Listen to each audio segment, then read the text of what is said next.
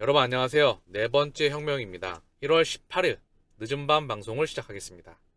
시장이 오전과 별다른 거 없이 소강 상태를 보이고 있고 하락폭이 조금 더 나왔죠.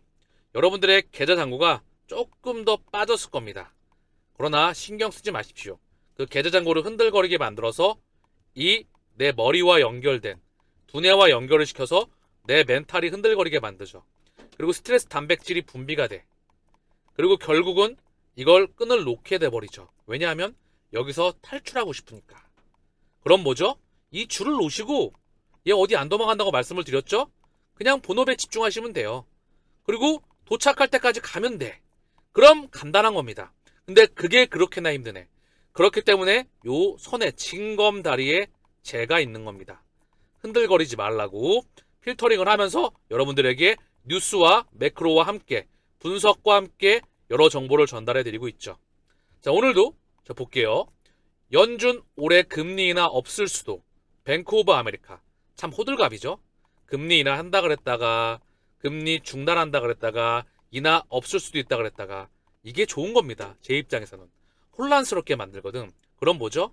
금리가 동결되는 구간이 길어지면 길어질수록 저는 땡큐예요. 왜냐하면 시장은 흔들겠지만 결국 이 과정에서 상승장의 랠리가 길어질 테니까. 그리고 뭐죠? 금리 인하 시그널과 함께 상당히 두려운 게 엄청난 후폭풍이 다가오고 있다. 여러분들 이미 알고 계시죠? 제 방송을 꾸준히 보셨던 분들. 자, 그러면서 비트코인이 JP모건 비판 후에 하락세이다. 5,600만 원대로 뚝 떨어졌다. 찔끔 떨어졌어요. 보시면 한번 볼까요? 잠깐만 좀 보시면은요. 자, 이 음봉 조금 나왔어. 여기서 이렇게 왔다 갔다 하고 있는 겁니다. 그렇게 호들갑이에요. 이게 빠진 겁니까? 예전에 비하면 이 차익 실현 물량이 요 정도 가지고 요 정도 빠지니까 알트코인들의 좀 계좌 잔고가 좀 빠졌죠. 그러나 요 물량을 소화하고 그 다음 이더리움의 에너지가 전달될 겁니다. 이더리움과 이더리움 클래식이 터질 거예요.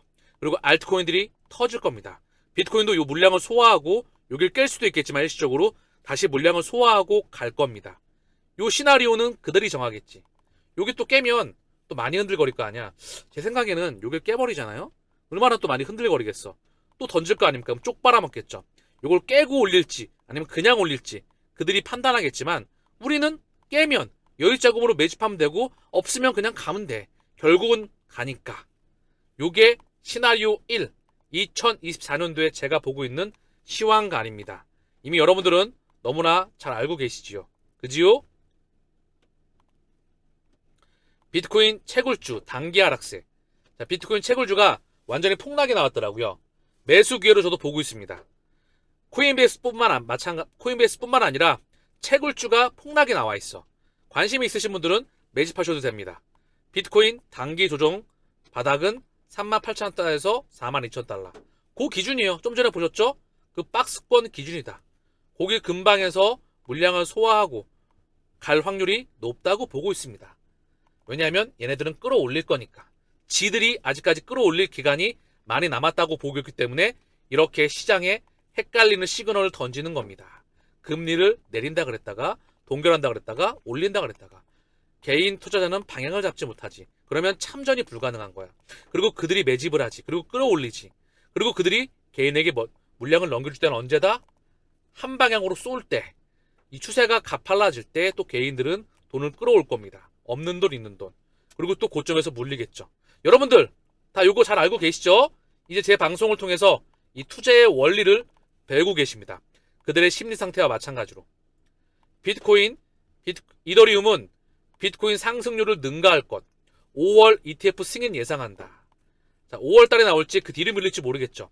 그러나 중요한 건 이더리움에 대한 현물 ETF에 대한 승인 기대감이 분명히 시장에 녹아들 겁니다.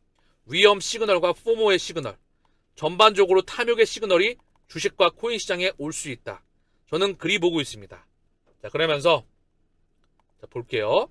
리플 소식으로 돌아와 보겠습니다. 자, 보고서에서 리플렛 거래 절반은 XRP를 사용한다. SCBX 자회사 SCB10X 보고서에서 여기 회사가 어떤 회사인지 궁금하시죠? 조금 이따 확인시켜 드릴게요. 역시 그들은 작업을 끝내놨어. 자, 보고서의 국가 간 결제를 위한 금융기관 네트워크인 리플렛을 통해 이뤄지는 리플 페이먼트 거래에서 XRP가 차지하는 비중이 공개가 되었다.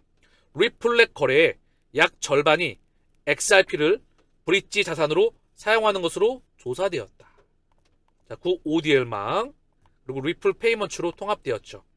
절반이 XRP를 브릿지 자산으로 사용하는 것으로 조사가 되었다. XRP의 확대가 계속 능가하겠죠.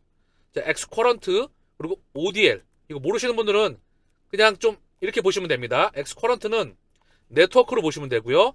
네트워크로 하나로 묶어버려. 그리고 나서 이제 즉각적으로 가치가 이동하는 바로 그 망이 완성이 되었고요. 요게 리플 페이먼트로 통합이 되었습니다. 이제 절반이라고 하네요. 이 비중이 계속해서 확장해 나갈 겁니다. 자, 그러면 SCB 여기는 어딘지 한번 가보았습니다. 자, 보시면은요. SCB의 바로 홈페이지입니다. 태국 시암은행이에요. 보시면 2010년 1월 설립된 SCBX 산하의 지주회사입니다. 여기에 홈페이지고요. SCB10X. 자, 그리고 볼게요. 태국 시암 여기에 홈페이지예요. SCBX그룹은 태국 국민을 위한 기회 확대를 위해 금융기술을 구축하는 등 동시에 기후변화에 대처하기 위한 넷제로를 달성하고 인공지능을 통해 포용적이고 지속가능한 성장을 추진하기 위해 노력하고 있다. SCBX그룹입니다. 여기는 어디죠? 바로 태국 시암그룹이에요. 이 마크 알고 계시죠? 자, 리플의 공식적인 파트너사이자 중요하죠? 이 은행은 바로 리플의 공식적인 투자사입니다. 파트너사이자 투자사. 그리고 얘는 다시 한번 대한민국의 어디 은행과 또 연결이 되어 있었죠. 이렇게 다 연결되는 겁니다. 아마 카카오뱅크였던 것 같죠? 결국 카카오뱅크 이건 어디 금권이건 간에 이 중심망은 리플렛을 벗어나지 않을 겁니다. 이게 바로 스위프트 2.0망의 중심에 있다고 생각을 하기 때문에. 자, 그래서 볼게요.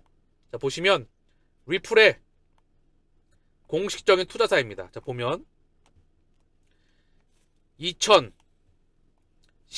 9월 15일이에요. 자, 그럼 내려볼게요. 다시 한번. SBI가 투자했죠. 스탠다드 차타드. 좀 전에 보셨던 SCBX가 리플사에 공식적으로 투자를 했다. 이게 바로 태국 시암입니다. 스탠다드 차타드, SBI 그리고 CME 그룹이 참여를 하고 있었다. 이미 오래전에 이들은 이야기를 끝낸 게 아닌가 싶습니다. 자, 매크로 이슈를 살펴보시죠. 900조 원 시장 돈이 된다. 아마존, 마이크로소프트, 구글 본격 경쟁. 글로벌 리포트. 생성형 AI가 불 지폈다. 클라우드 3강 900조 원 시장 놓고 격돌한다. 기업들 클라우드 이용률 3년 뒤에 15%에서 70% 가까이 성장한다. 이 정도면은요, 엄청난 성장입니다. 클라우드를 이용하지 않을 수가 없겠죠. 서버에 저장을 해야 되기 때문에 이 서버를 구축하려면 기업들 입장에서는 천문학적인 비용이 들어가거든요. 그래서 아마존의 웹 서비스, 마이크로소프트의 애저, 구글의 클라우드, 그리고 어제 말씀을 드렸던 인텔, 여기 서버, 클라우드에 이미 이들과 동맹을 끝냈습니다. 리플은 말입니다. 왜냐하면 돈이 이동해야 되기 때문에 당연히 연결이 돼야 됩니다. 그리고 이 데이터를 저장할 수 있는 곳이 어디죠? 5G나 6G가 오게 되면은 전 세계 통신망이 하나로 묶이죠.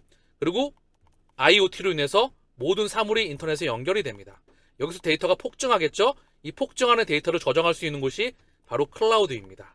그리고 이 저장한 데이터, 요거에 바로 이 식량을 이용해서, 여기 데이터가 식량이고요. 요걸 먹이로 해서 확장해 나가는 게 인공지능. 그리고 이 데이터의 값어치, 신뢰, 우리가 유지하는 돈을 부여하는 기술이 바로 블록체인입니다.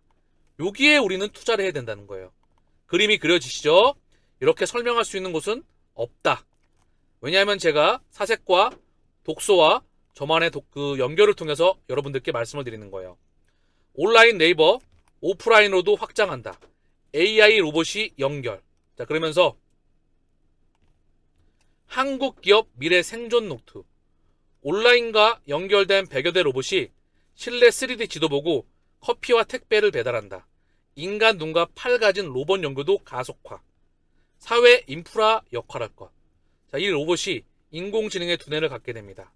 자, 그러면서 커피도 배달하고 택배도 배달하고요. 그러면 인간이 할 수 있는 휴머노이드 로봇. 얼마 전에 테슬라 로봇을 보셨죠?